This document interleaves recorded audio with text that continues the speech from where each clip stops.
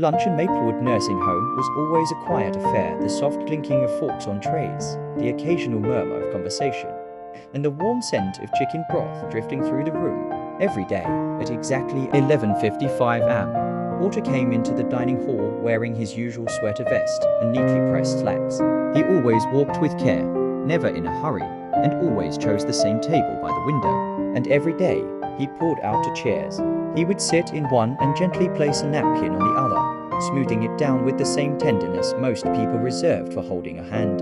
Then he'd begin eating slow, quiet, and calm. Sometimes he'd talk to the empty seat. The staff never asked. They knew about Clara, Walter's wife of 62 years. She had passed the year before, but he never stopped saving her place. She'd still want to hear the gossip. He'd chuckle if anyone asked. Then, one afternoon, a teenage volunteer named Jamie wandered into the dining hall, new to the place, a little awkward and unsure. He saw the empty chair, saw that no one else was sitting with the old man, and decided to join him. "Mind if I sit?" Jamie asked casually, already pulling out the chair. Walter looked up, startled. He glanced at the chair, then at Jamie.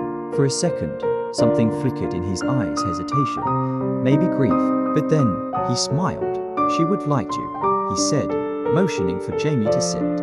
"Clara always said I needed to spend more time with people who still had both knees." Jamie laughed, unsure, but stayed.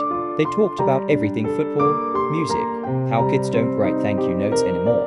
Walter told stories about Clara, about the first time they danced to a scratchy record in a living room lit only by a lava lamp, and bad decisions. Jamie started coming back every week, same time, same table.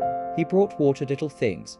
Jelly packets he borrowed from the hospital cafeteria, a crossword puzzle they'd work on together, and once a recording of Clara's favorite song, which he played softly on his phone as Walter closed his eyes and mouthed the words.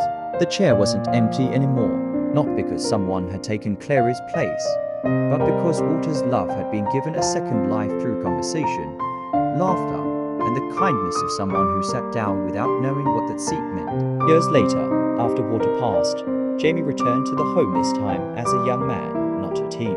On one visit, he brought a wooden plaque and placed it on that same chair by the window. It read, "Reserved for the ones we still talk to," and he sat just for a while smiling into the silence, knowing he was never really alone.